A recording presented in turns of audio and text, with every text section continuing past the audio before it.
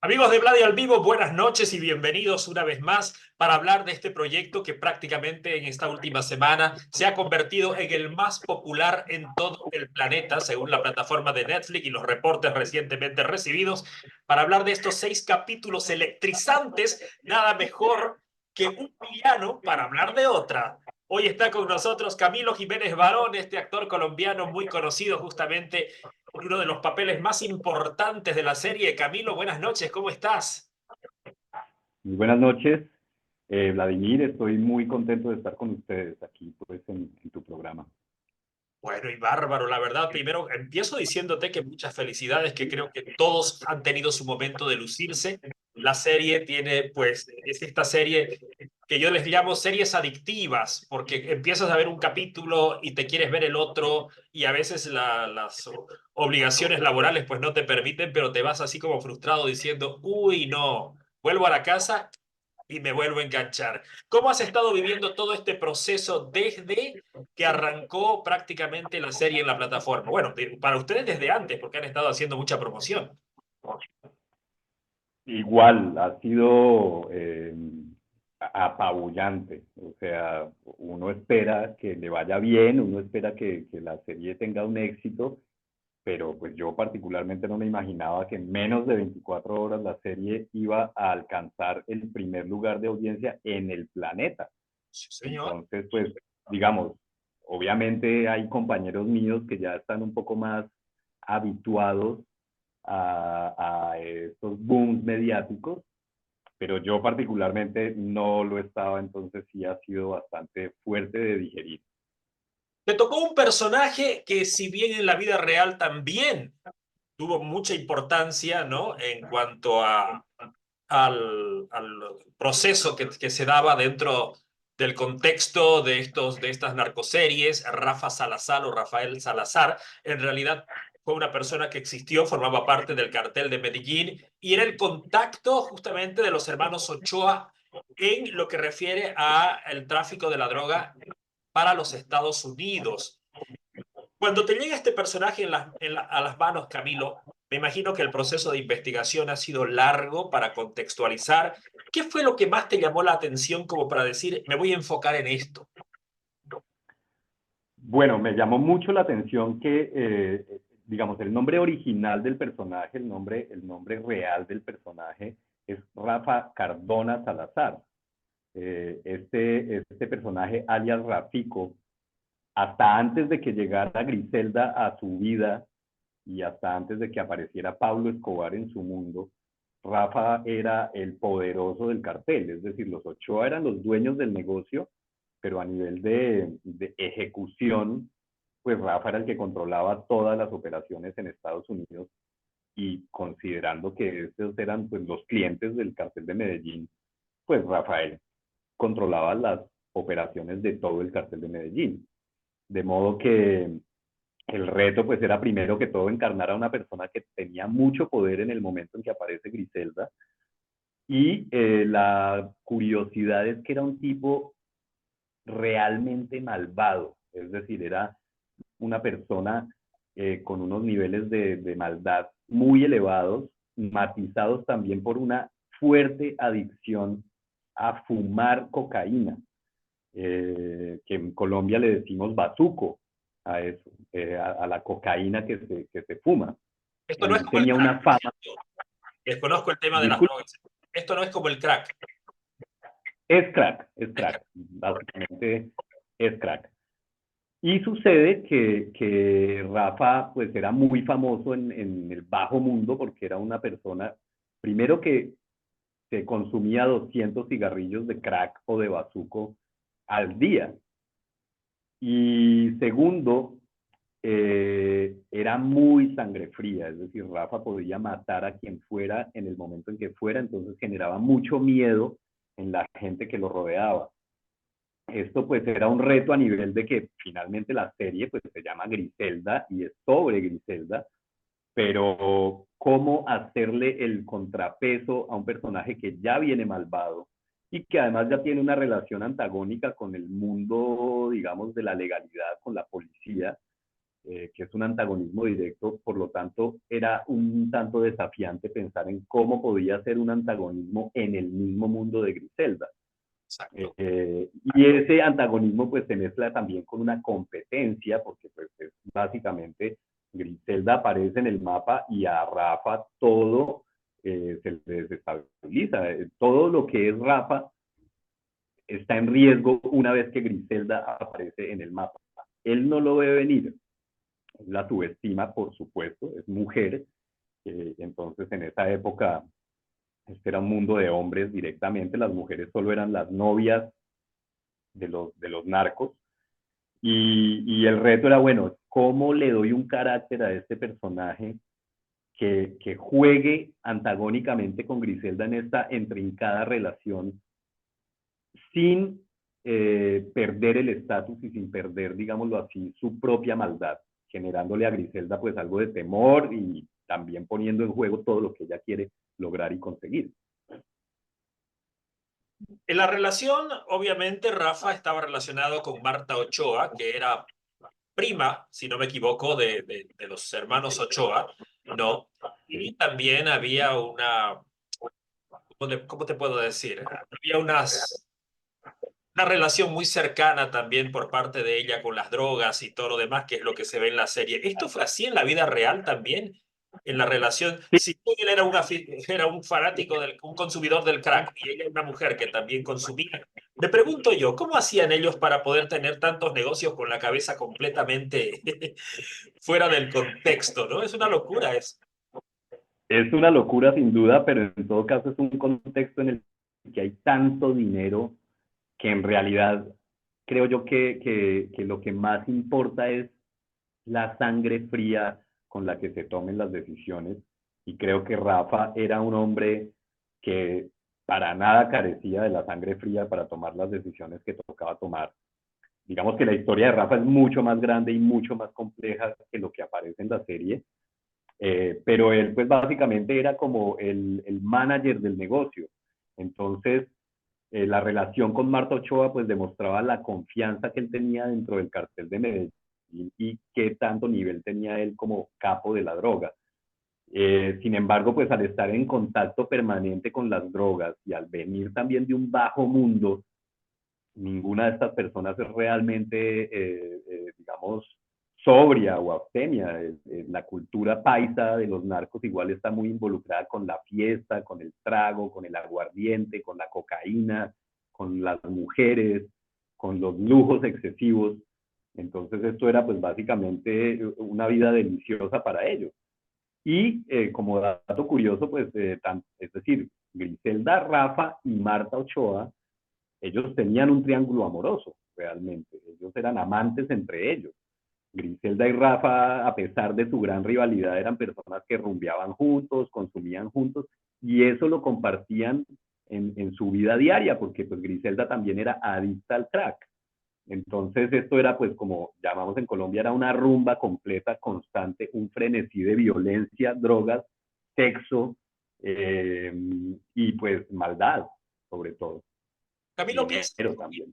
este personaje exige mucho de ti, pero ¿piensas que ha sido el más exigente de todos hasta el momento? Me da un poco de miedo responder a esa pregunta sin caer en, digamos, la arrogancia o en sentirse demasiado seguro de sí mismo. Eh, es un personaje que fluyó, como uno espera que sean todos los personajes. En realidad, pues la exigencia es la misma que tiene cualquier otro personaje en cuanto a investigación, en cuanto a construcción, en cuanto a las decisiones que uno toma sobre el carácter, sobre qué tipo de acciones. Y pues no quiero decir que estuvo votado, pero pues tampoco fue un personaje que me estresara a hacer. Realmente yo me divertí mucho haciéndolo y creo que eso al final de cuentas se nota en la pantalla porque pues el tipo tiene todos los matices emocionales a lo largo de la serie. Digamos que el reto era lograr también el arco que tiene este personaje, que pues es un rey que empieza pues en la serie como con los brazos abiertos, en su, digamos, con Ahí está. todo el poder en su propia isla, que esta isla era la de los Ochoa y Carlos Leder, eh, pero es muy bacano ver pues como esa prehistoria de los narcos que uno ya conoce. Entonces, lo que más era interesante de este personaje era el arco en el que empieza como un rey alegre, feliz, ostentoso, fanfarrón un poco, y pues como esto es básicamente, mejor dicho, si la serie no fuera sobre Griselda, sino sobre Rafa, sería un poco, ellos tienen una historia paralela en la serie, finalmente los dos caen en picada y tanto Griselda como Rafa tienen que enfrentarse a la caída y la caída de Rafa es caída libre, o sea, nada puede tener que este señor se vaya a dar contra el piso como se da en la serie. Claro, era un tema territorial y había que ganárselo de la mejor o de la peor manera posible, digamos, siendo el caso. Exacto. Por cierto, Rafa Salazar fue un hombre que fue asesinado a los 35 años, ¿no? De una forma, como todos los narcos o la mayoría de ellos acaban en una situación bastante complicada, ¿no? Y bueno, esto es parte de la historia del verdadero Rafa Salazar. Sin embargo, nuestro invitado de hoy, Camilo Jiménez Barón, tiene un currículum bastante interesante y varios proyectos. No es tu primer proyecto en Netflix, yo creo que es tu cuarto o quinto, ¿no? En Netflix como tal sería, digamos, como el tercero con la marca completa y en coproducción sí sería como el quinto, creo yo. Sí, no, y hay cosas muy interesantes. Déjame que le nombre a la gente porque este señor es identificado no solamente por este actual personaje, sino también por la reina de Indias y el conquistador, alias JJ, Distrito Salvaje y, por cierto, Frontera Verde, que fueron proyectos que ahora los pueden encontrar ustedes en Netflix, donde van a encontrar a Camilo, con papeles muy diferentes y muy exigentes también. Mil Colmillos es algo que no quiero dejar pasar porque me pareció, además de ser el primer proyecto colombiano en ingresar a la plataforma de HBO Max, es un proyecto con un alto nivel en cuanto a historia, en cuanto a toda la exigencia de producción, y me pareció una linda experiencia. ¿Qué me puedes contar sobre este proyecto? Wow, Mil Colmillos, pues bueno, para hacer como un resumen de todo lo que acabas de decir, de los proyectos que mencionaste, realmente hay dos, tres, diría yo, que fueron como los más fuertes a nivel de profesional para mí en cuanto a la posición a la que llegué. Yo soy un actor en medio de todo tardío, es decir, yo soy actor desde niño, pero la decisión de dedicarme de lleno a la actuación yo la tomé a los 30 años de edad. Entonces, pues era muy arriesgado dedicarse a una carrera más cuando yo ya tenía una carrera exitosa en otro rubro, Tú también en estudiaste la televisión. filosofía, ¿no es cierto? Yo soy graduado de filosofía, sí. Filosofía, correcto. Sin embargo, mi carrera, pues aparte de ser profesor de filosofía, comunicación, escritura y todo eso, pues yo la desarrollé en la televisión con los formatos de no ficción, reality shows, programas de concurso, talk shows, ese tipo de cosas, hasta que me volví director de ese tipo de formatos. De modo que tomar la decisión de volverme actor en un momento en el que mi carrera igual estaba muy bien, pues era un riesgo muy grande. Y afortunadamente, gracias a Dios, o más bien gracias a Dios, el, el, pude empezar con proyectos que me dieron una cierta posición en la industria que hacían que me llamaran a proyectos pues muy chéveres. Mil Colmillos fue uno de ellos. Iba a ser la primera serie de HBO en Colombia. Yo supongo que el director de la serie, Jaime Osorio, que en paz descanse, tenía un criterio en el que no deseaba ver tanta gente que hubiera figurado tanto antes y esas cosas. Y el casting entiendo que fue muy difícil de elegir. Yo pasé por varios personajes, digamos, a lo largo del proceso de casting hasta que quedé en el de un conquistador español con nada de letras, la verdad, no digo nada en la serie, pero increíblemente a la gente le ha gustado o lo recordó mucho porque el tipo también muy despiadado, un conquistador español pues fuerte.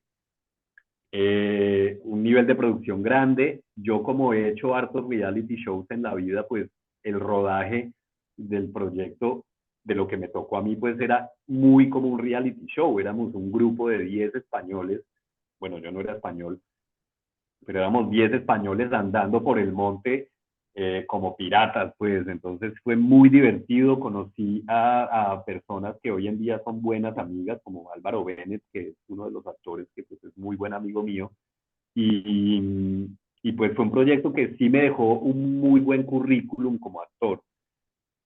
Gracias a esos proyectos como Mil Colmillos y sobre todo Distrito Salvaje, fue que yo llegué a la conclusión de que me iba a dar más fruto venirme para Los Ángeles a tratar pues de mover mi carrera como actor para llegar pues, a un nivel como el que yo esperaba, que es pues básicamente, hombre, llamémoslo así, Hollywood.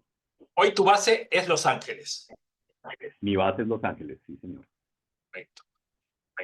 Y esto, lo que has venido generando en estos otros proyectos, me refiero a Distrito Salvaje, alias JJ, tú vienes solamente por proyectos a grabar a tu país, cuando te toca grabar en Colombia, y luego vuelves a Los Ángeles.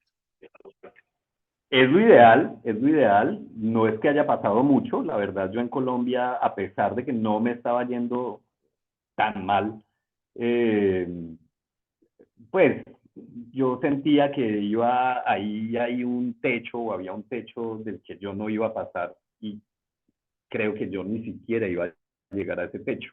Entonces sí, claro, yo estoy abierto a ir a Colombia a grabar los proyectos. El año pasado estuve grabando una película que no ha salido, que se llama Ciervo sin Tierra, y un par de cosas más. Claro, como no había salido Griselda, incluso fui figurante en una serie hace muy poco y ya había grabado Griselda. Yo ya sabía que era lo que venía y todo, pero pues igual mi estatus como actor era el mismo de antes de Griselda hasta hace una semana. Bueno, de todos modos, si Los Ángeles te está dando estas oportunidades, pues bendito sea, ¿no? ¿No es cierto? De repente ese techo del cual estabas hablando hoy por hoy ya te queda chico o vas en busca de un techo más alto, ¿no? No sé, puede ser que para muchos actores, y lo digo, lo pregunto, en realidad no lo afirmo, pero lo pregunto, puede ser que esto sea un parteaguas de repente, porque creo que Netflix se jugó todas sus fichas en el tema promocional y lo hizo por un proyecto que tiene un valor bastante interesante, ¿no? En producción, en todo el contexto que refiere. Y si bien mucha gente dirá, ok, es una narcoserie más, pero si lo miramos desde el lado artístico, sin contar la historia y ver toda la ambientación, caracterización y un montón de cosas que son referentes de una época que para mí ha sido muy importante, que es la época de los 70s y 80s, pues disfrutamos la serie no porque aprobamos lo que sucede, ¿no? Ni los comportamientos ni las situaciones, sino por todo lo que la serie representa, además de la historia que se cuenta. La música, la ropa, las vestimentas, no sé, yo disfruté mucho todo eso, te lo digo, te soy sincero por esa parte. Muchas gracias. Sí, la serie tiene un nivel inmenso. El diseño de producción es espectacular, la fotografía es espectacular, los personajes son espectaculares.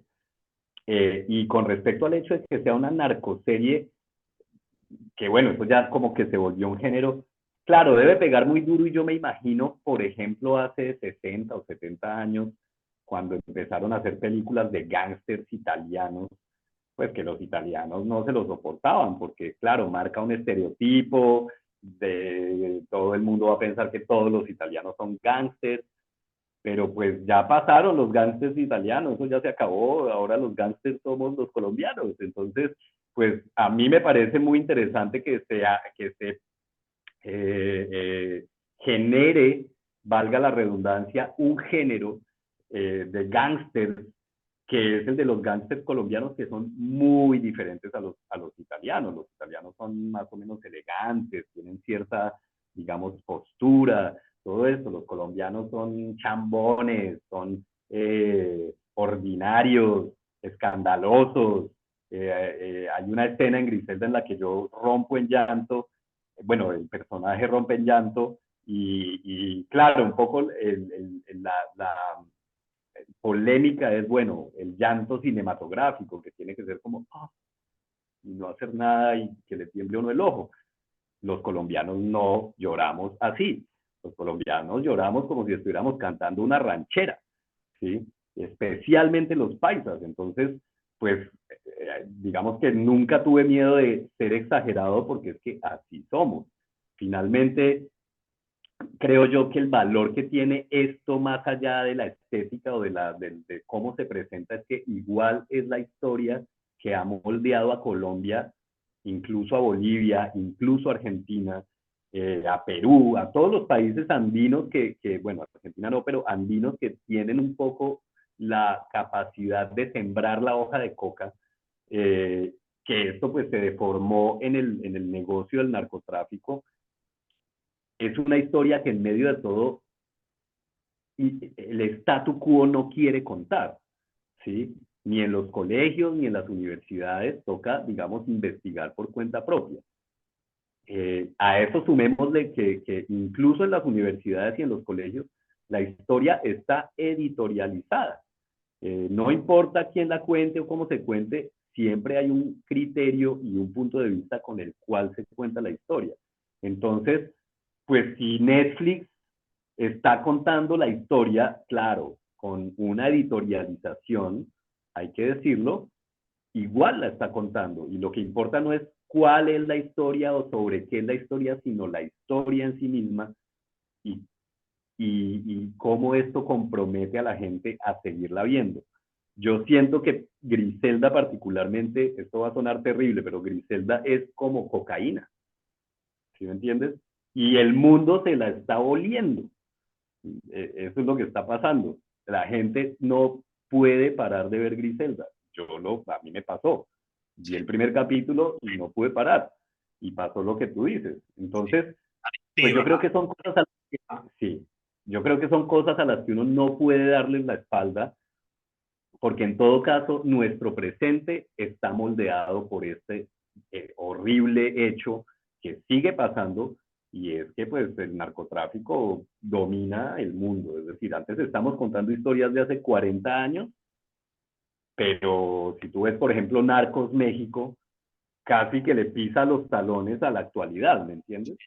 Entonces, pues yo sí le encuentro un valor, me gustan, soy fan de Narcos, me gusta saber sobre este tipo de personas que han moldeado el destino de países enteros, y que pues yo no le doy la espalda a eso para nada.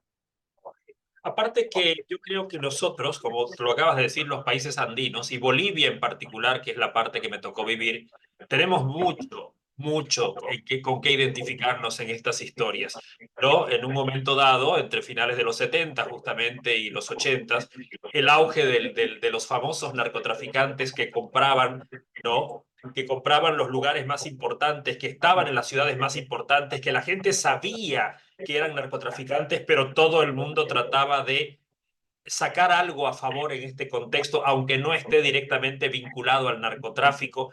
Es algo que quien diga que no ha vivido eso dentro de mi generación estaría mintiendo. Entonces creo que para nosotros, los más grandes, poder ver esta historia pues nos retrata un poquito de un pasado que para el boliviano también continúa siendo vigente, quizás bajo otras características de repente ya no tan evidentes como lo eran en aquella época, pero sí, pero que esto sigue y sigue y no sé, y desgraciadamente va a seguir para bien y para mal de algunos.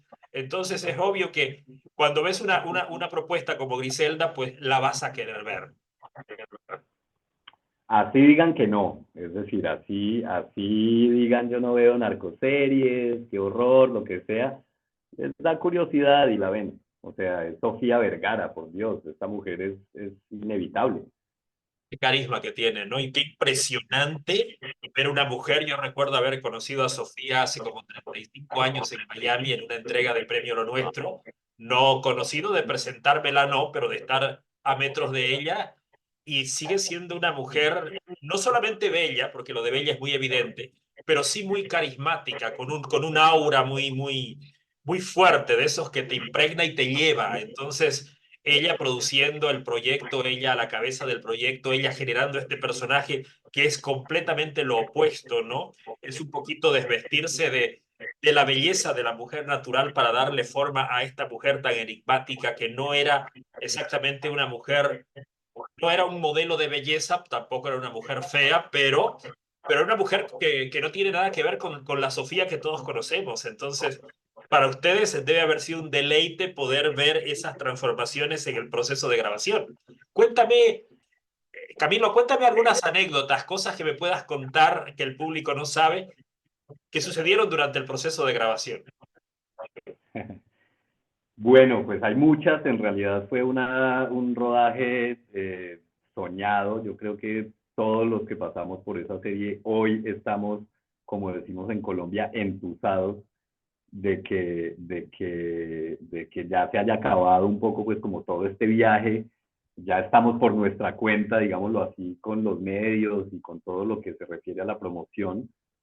El cariño y el amor que Sofía impregnó en toda la producción y sobre todo el humor que tiene ella es contagioso. Entonces es muy difícil uno sentirse incómodo o que no está a gusto pues en el rodaje.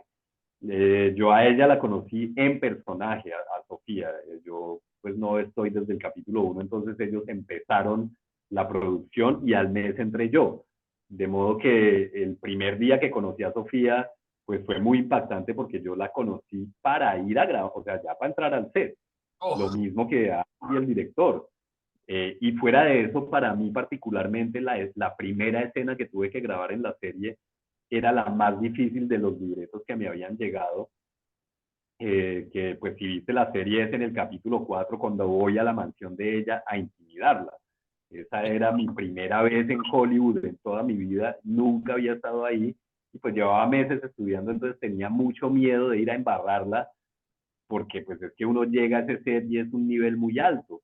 Y cuando Sofía se me presenta y me abraza y me dice, oye, te estábamos esperando, eras lo único que faltaba pues en este cast, ya todo está completo, pues fue hermoso y fue pues una inyección de confianza total, y la escena salió maravillosa, salió muy bien y pues ahí Sofía realmente, y Alberto que también estaba presente, y Andy el director y Freddy Yate, que éramos quienes estábamos en la escena, pues estuvimos muy contentos porque fluyó, porque se consiguió el objetivo que era intimidar a Griselda, juguetear con ella, lograr hacer a un Rafa que le causara miedo a una persona que aparentemente no tiene miedo. Entonces eso pues empezó a suscitar una confianza muy chévere entre Sofía y yo porque ella le gustaba también apoyarse de los actores para ella misma crecer en escena y creo que pues pudimos compartir de una manera muy linda esa experiencia mutua en la que ya en el set, a pesar de que es un drama y a pesar de que es una serie dramática, la dinámica de nuestra comunicación siempre era cómica y era de comedia. Entonces, eso pues en la pantalla se refleja con la naturalidad y con la frescura con la que Sofía y yo pues nos confrontamos en los capítulos en los que estamos juntos. O bueno, bueno, no juntos, pero sí en confrontación.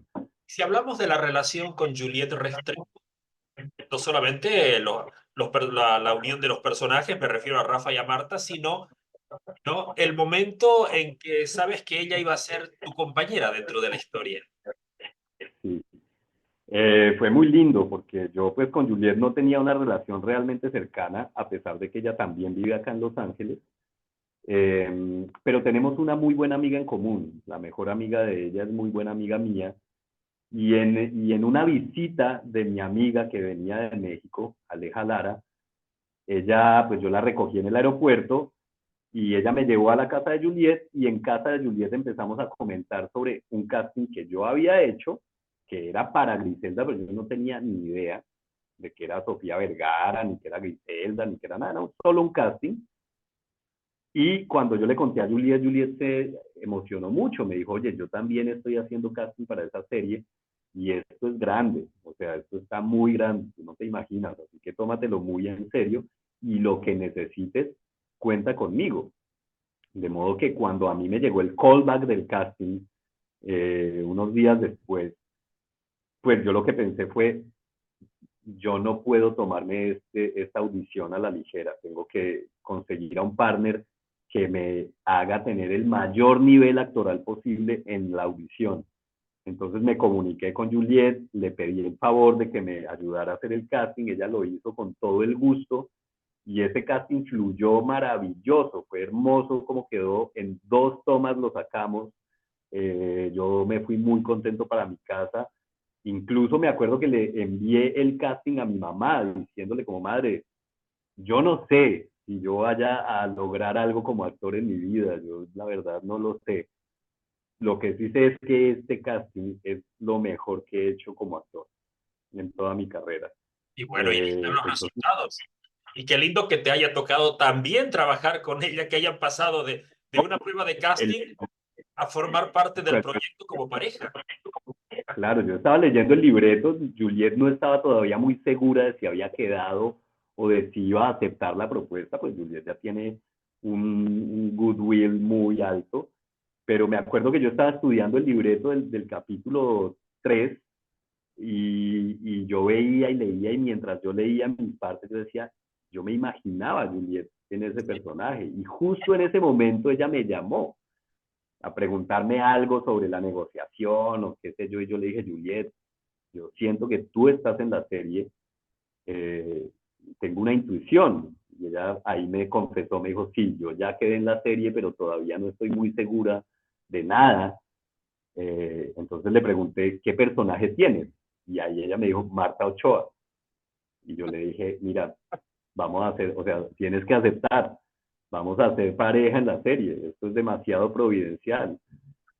Entonces, desde antes de que quedáramos en la serie, ella y yo ya habíamos establecido una relación y una dinámica, y para mí eso era un milagro completo porque garantizaba que mi personaje iba a tener alta calidad, porque yo no podía ir salirle con un chorro de babas a Juliet Restrepo, ¿me entiendes?